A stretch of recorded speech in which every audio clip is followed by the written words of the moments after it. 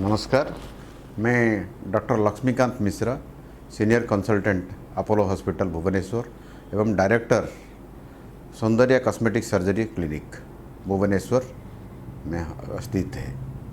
आज हम लोग डिस्कशन करेंगे गायनेकोमास्टिया का क्या है और क्या इसका इलाज है, क्यों होता है भी उसके बारे में मालूम करना चाहिए। गायनेकोमास्टिया सबको पता है, ये है पुरुष का जो वक्ष बढ़ जाता है, जिसका मेल ब्रेस्ट बोलते हैं इंग्लिश में, वही गायनेकोमास्टिया बोलता है। यूजुअली ये एडोलेसेंट फेज में, जहाँ जो आदमी मीन्स एडोलेसेंट टू एडल्ट होते हैं, मीन्स यूजुअली दी एज में जो 12 टू 16 ईयर्स में शुरू होता है, ग्रेजुअली ये ख़त्म होता है। ये फिजियोलॉजिकल गायनेकोमास्टिया बोलते हैं उसको।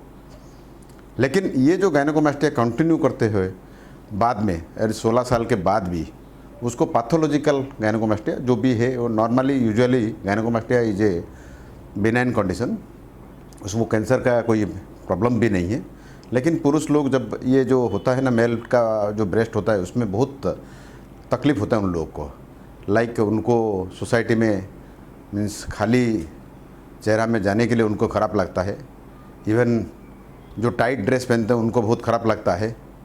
सेकेंड थिंग, स्विमिंग पूल में जाने के लिए उनको बहुत ख़राब लगता है, क्योंकि खाली देह में स्विमिंग करना, शरीर में जो स्विमिंग करना, उनको बहुत डिफ़िकल्ट तकलीफ़ होता है।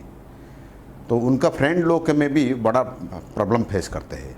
मेरा पास जो पेशेंट आते हैं, दो कैटेगरी का पेशेंट आते हैं। एक कैटेगरी यूजुअली जब जो बच्चा जो है ना, जब स्कूल में ख़त्म होकर स्कूल कॉलेज जाते हैं, तो जो कॉलेज में जहाँ पे जो हॉस्टल का जो आदमी मीन्स उसका फ्रेंड लोगों के पास रहते हैं, उन लोगों को बहुत डिस्कम्फर्ट फील करते हैं, वो मेरे पास आते हैं।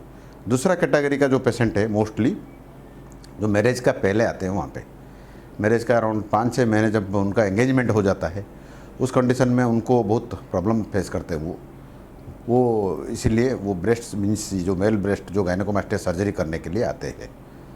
तो हम अभी डिस्कशन करेंगे ये क्यों होता है, ये उसका कॉज क्यों है। तो यूजुअली ये जो है ना, उसका मोस्ट ऑफ द जो कॉज है उनका अननोन है। कॉज क्या है अभी भी मीन साइंस का जो चल रहा है, उसका प्रिपरेशन चल रहा है। सेकंड थिंग, उसका जो मोस्टली कॉज है मेल लोग का होता है, जो हार्मोन का इम्बैलेंस होता है। जो फीमेल हार्मोन मेल में बढ़ जाता है और मेल का हार्मोन कम होता है। दूसरा कंडीशन, थायराइड का भी कोई प्रॉब्लम होता है, हाइपोथायरॉयडिज्म उसमें भी होता है।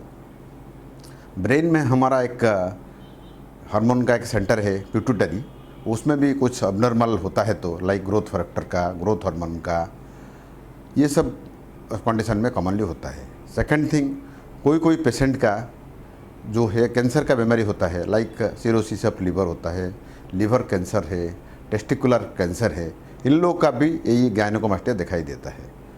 तीसरा कंडीशन जो है ना, कोई पेशेंट का ड्रग का साइड इफ़ेक्ट, उसमें भी ये नज़र आते हैं, उसको बोलता है सब पैथोलॉजिकल सब गायनेकोमास्टिया। लाइक जो ड्रग है, एक हम लोग खाते हैं पेप्टिक अल्सर के लिए सिमेटिडिन, दूसरा जो है एंटी फंगल ड्रग में होता है, तीसरा एंटी कैंसर ड्रग में भी ये सब होता है। तो जब ये हम लोग गायनेकोमास्टिया हमारे पास आते हैं पेशेंट मरीज़, तो हमने पूरा पूछते ही हिस्ट्री क्यों होता है इन लोग का। तो मोस्ट ऑफ द कॉजेस में जो cause is not known, like mostly hormone का इम्बैलेंस होता है, नहीं होगा तो कॉज पता नहीं चलता है। तो जब ये बच्चा आते हैं तो हम लोग एश्योरेंस करते हैं पेरेंट्स को, और बच्चे को भी बोलते हैं जो कोई चिंता करने के लिए बात भी नहीं है, क्योंकि ये इसका इलाज 100% है भी। लोग का ट्रीटमेंट करके जाते हैं और साइकोलॉजिकली उनका भी कम्प्लीटली इलाज होता है भी। तो दूसरा कंडीशन जो है ना, अभी पतेंगे क्या, जब आप मरीज जाते हैं तो हम तो कोई इन्वेस्टिगेशन करते हैं उन लोगों के लिए, क्या क्या इन्वेस्टिगेशन करना चाहिए। नॉर्मली जब ऑपरेशन से पहले हम लोग नॉर्मल टेस्ट करते हैं, जो भी है हीमोग्लोबिन, जो भी fasting blood sugar, renal function test और सीरोलॉजी टेस्ट करते। दूसरा जो है करते हैं वो है हार्मोन का टेस्ट करते हैं। हार्मोन में क्या क्या करते हैं, एक तो सीरम प्रोलैक्टिन का नाम का है, मेल हार्मोन के लिए serum pre testosterone, female hormone के लिए सीरम एस्ट्राडियल, और बाकी थायराइड के लिए T3, T4, TSH, और बाकी LH, FSH एक पिट्यूटरी का टेस्ट यूजुअली हम लोग करते हैं। उसमें पता चलता है, मान लो कुछ उसका इधर उधर है, लाइक टेस्टोस्टेरोन हार्मोन कम है और एस्ट्राडियल मीन्स फीमेल हार्मोन ज़्यादा है, तो हम लोग को यहाँ पे इनका जो एंडोक्रिनोलॉजिस्ट के पास भेजते हैं, उनका कंसल्टेशन लेते हैं और उनका इलाज के बाद गायनेकोमास्टिया सर्जरी करते हैं, जिसका पूरा नॉर्मल है। लाइक जो पेशेंट का पूरा टोटली नॉर्मल है, सब हार्मोन का टेस्ट हम लोग देखा है पूरा नॉर्मल है, उस कंडीशन में कोई ट्रीटमेंट्स और कोई करना जरूरी नहीं है, मेडिसिन का भी कोई मीन्स असर नहीं आता है उसमें। द ओनली ट्रीटमेंट है सर्जरी। तो सर्जरी अभी हमारा जो कंडीशन कॉमनली करते हैं, तो सर्जरी दो तरीक़ा का सर्जरी होता है। एक तो सर्जरी है लाइपोसक्शन में कॉमनली करते हैं, दूसरा जो है सर्जरी मीन्स निकाल देते हैं। तीसरा कंडीशन जो है ना, दोनों को कॉम्बिनेशन करते हैं। तो ब्रेस्ट टिश्यू जो हमारा जो है, यूजुअली जो फीमेल ब्रेस्ट है, जो मेल का ब्रेस्ट भी है, जो भी है, ये दो तरीक़ा का टिश्यू में बनता है। एक है फैटी टिश्यू, दूसरा है ग्लैंड टिश्यू। तो दोनों को निकालना चाहिए।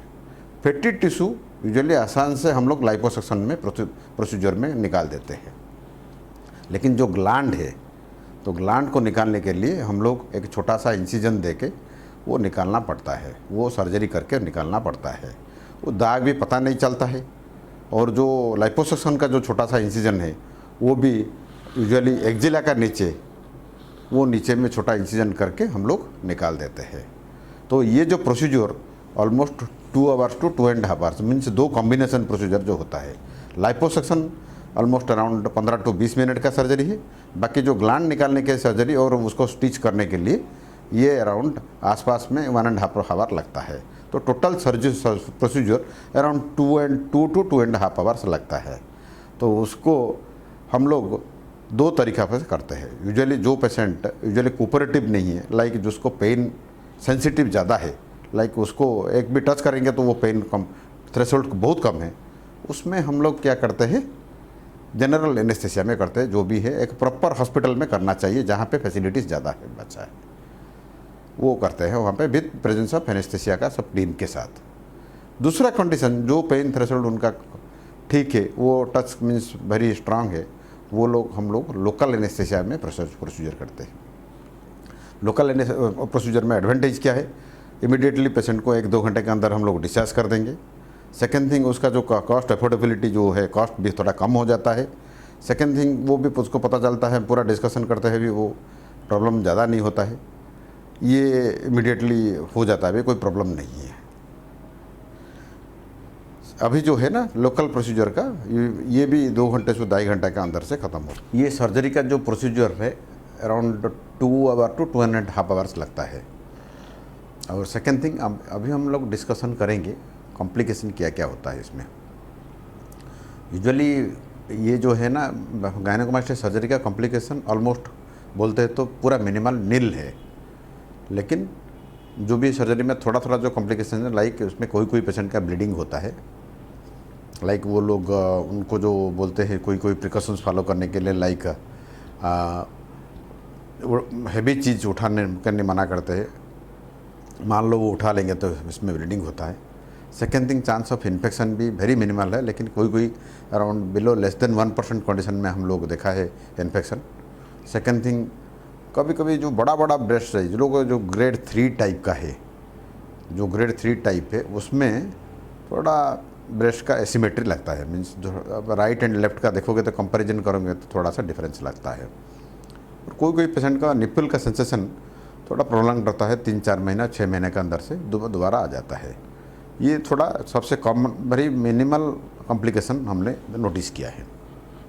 सेकेंड थिंग, बेस ज़्यादा लोग हमको पूछते हैं ये सर हार्ट के पास में है, हार्ट को कुछ प्रॉब्लम तो नहीं होगा, लेकिन हम देखेंगे तो ये जो है ना, ये हार्ट के साथ कुछ भी रिलेशन नहीं है। जो सर्जरी हम लोग करते हैं ना, जो पेक्टोरलिस मेजर जो मसल है, छाती का जो मसल है, उसका ऊपर से एक पेक्टोरलिस फंसा, उसका ऊपर से जो टिश्यू है फैट टिश्यू को निकालते हैं, तो वो हार्ट के साथ कुछ भी रिलेशन है नहीं, कोई डरने के लिए बात नहीं है। और आप एक एक्सपीरियंस डॉक्टर के पास ये सर्जरी करना चाहिए, जो लाइपोसक्शन का ऊपर एक्सपीरियंस होना चाहिए। मोस्टली ये प्लास्टिक सर्जरी का कॉस्मेटिक सर्जन का काम है।